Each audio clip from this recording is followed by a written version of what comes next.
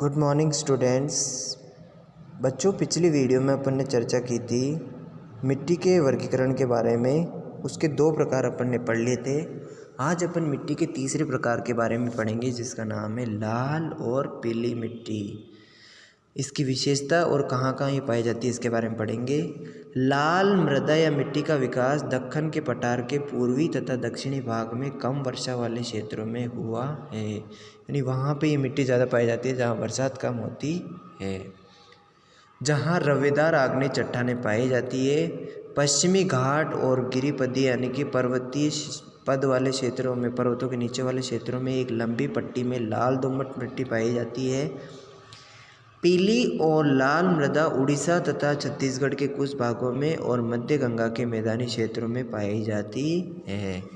इस मिट्टी का लाल रंग रवेदार तथा कायांतरित चट्टानों में लोहा के व्यापक विस्तरण के कारण पाया जाता है। लोहे की मात्रा अधिक पाए जाने के कारण इसका रंग क्या होता है? लाल होता है।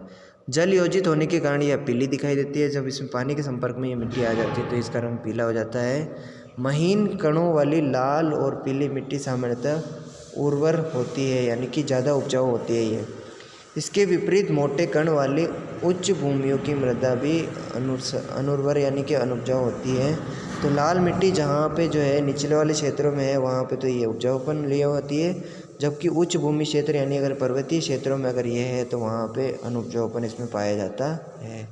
इसमें सामान्यतः नाइट्रोजन, फास्फोरस और ह्यूमस की कमी देखने को मिलती है। तो ये थी लाल और पीली मिट्टी। मिट्टी का तीसरा प्रकार है बच्चों लेटराइट मिट्टी। ये काली मिट्टी का ही मिश्रित रूप है, ध्यान देना इसमें। इसका शाब्दिक अर्थ भी पूछा जा सकता है एग्जाम में, तो देखना। लेटराइट एक लैटिन शब्द है, लेटर से बना हुआ है, जिसका शाब्दिक अर्थ होता है ईंट। आप लोग ईंट देखते हो बच्चों, जिस प्रकार ईंट का रंग होता है लाल, उसी प्रकार लेटराइट मिट्टी में जो होती है ईंटें भी उसी मिट्टी से बनती है। लेटराइट मिट्टी उच्च तापमान और भारी वर्षा के क्षेत्रों में विकसित होती है, यानी जहाँ पे टेम्परेचर हाई, उच्च तापमान और वर्षा ज़्यादातर ज़्यादा होती है, उन्हीं क्षेत्रों में ये मिट्टी पाई जाती है। ये मृदा जो होती है उष्ण कटिबंधीय वर्षा के कारण हुए तीव्र निस्खलन से, यानी कि जब तेज़ बरसात होती है तो उसमें चूना पत्थर और सिलिका जो होता है उसके मिलने से इस मिट्टी का निर्माण होता है। वर्षा के साथ सिलिका जो निक्षालित होती है उसमें लोहे के ऑक्साइड, लोहे के कण और एल्यूमिनियम के कुछ कण यौगिक मिट्टी में शेष रह जाते हैं, जिससे तापमान में तेज़ी से आसानी मिलने पर उसमें जीवाणु जितने भी पाए जाते हैं उनकी तेज़ी से वो जीवाणु उसमें नष्ट होते जाते हैं और इस मिट्टी का निर्माण हो जाता है। तो ये लेटराइट मिट्टी के यही थे। इसमें आगे देखना इसकी विशेषताओं के बारे में। ये लोहा ऑक्साइड के पोटास की अधिकता लिए हुए होती है, यानी इसमें पोटासियम और लोहा ऑक्साइड की मात्रा अधिक होती है। परिणाम स्वरूप लेटराइट मिट्टी जो होती है वो कृषि के लिए पर्याप्त उपजाऊ नहीं होती है, यानी कि इससे केवल ईंट वगैरह अपन बनाने का कार्य कर सकते हैं। कृषि में इस प्रकार की मिट्टी उपजाऊपन लिए हुए नहीं होती, इसलिए काम में नहीं ली जाती है।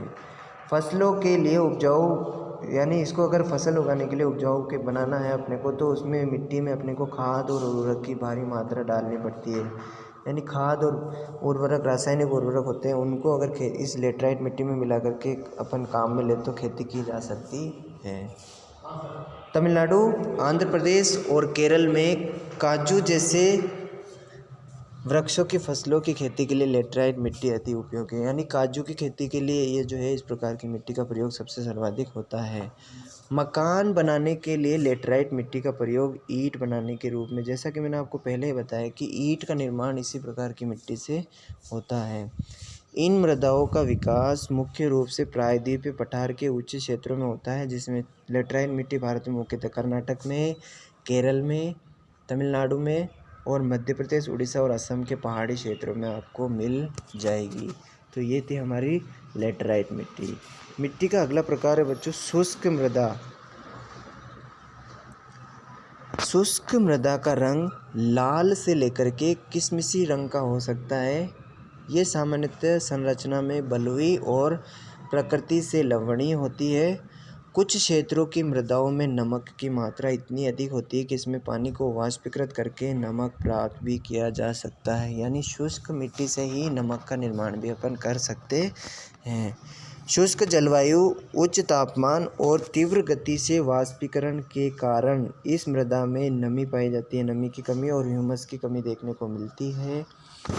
इसमें नाइट्रोजन अपर्याप्त और फास्फेट जो होता है सामान्य मात्रा में होता है। नीचे की ओर चूने की मात्रा बढ़ने के कारण निचले संस्तर में कंकड़ों की परतें पाई जाती है। कंकड़ पत्थर पाए जाएंगे आपको। मृदा के तली के संस्तर में कंकड़ की परत बनने के कारण पानी का रिसाव सीमित हो जाता है, यानी पानी का रिसाव लगातार वहाँ पे होता रहता है। इसलिए सिंचाई किए जाने पर इन प्रकार के मृदा में पौधों की वृद्धि के लिए नमी सदा उपलब्ध रहती है। ये मृदा विशिष्ट शुष्क स्थलाकृति वाले पश्चिमी राजस्थान में अभिलक्षणिक रूप से विकसित होती है। पश्चिमी राजस्थान में आपको ये मिलेगी, यानी अनुपजाऊ होती है ज़्यादातर शुष्क मिट्टी।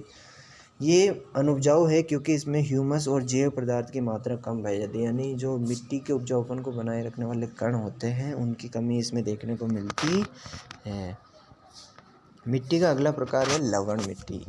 लवणीय मृदा, यानी जिसमें नमक की खारेपन लिए हुए होती है मिट्टी, वो वाली। ऐसी मृदा को ऊसर मृदा भी कहते हैं। ऊसर का मतलब होता है अनुपजाऊ। लवण मृदा में सोडियम, पोटेशियम और मैग्नीशियम का अनुपात अधिक होता है, अतः ये अनुर्वर यानी अनुपजाऊ होती है। इसमें किसी भी प्रकार की वनस्पति नहीं उगती है। मुख्य रूप से शुष्क जलवायु और खराब अफवाह के कारण इसमें लवणों की मात्रा जो है लगातार बढ़ते हुए होती है। ये मिट्टी शुष्क और अर्ध शुष्क तथा जलांकृत क्षेत्रों में निश्चित अनुपात के रूप में देखने को मिलती है। इसकी संरचना बलुई से लेकर के दोमट तक होती है। इसमें नाइट्रोजन और चूने की कमी होती है। लवण मृदा का अधिकतर प्रसार पश्चिमी गुजरात में मिल जाएगा आपको। पूर्वी तट के डेल्टाई और पश्चिमी भाग के सुंदरवन क्षेत्रों में, कच्छ के रण में दक्षिण पश्चिमी मानसून के साथ नमक के कण आते हैं जो एक पपड़ी के रूप में ऊपरी परत पर जमा हो जाते हैं।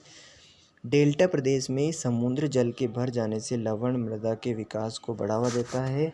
अत्यधिक सिंचाई वाले गहन कृषि के क्षेत्रों में, विशेष रूप से हरित क्रांति वाले क्षेत्रों में उपजाऊ जलोढ़ मृदा भी लवणीय ही होती है, यानी कि सिंचाई के माध्यम से वहाँ पे अपन इस प्रकार की मिट्टी में खेती कर सकते हैं।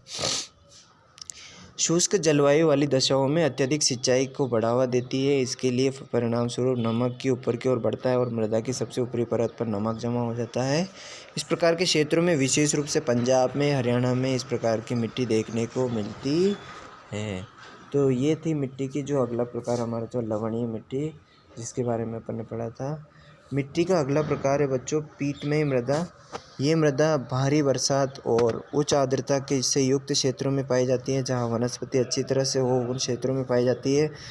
इन क्षेत्रों में मृत जैव पदार्थ, यानी कि कीड़े, पेड़ पौधे, ये जो होते हैं मृत जीव, उनके इसमें मिलने से इस प्रकार की मिट्टी का निर्माण जो आपको देखने को मिलेगा।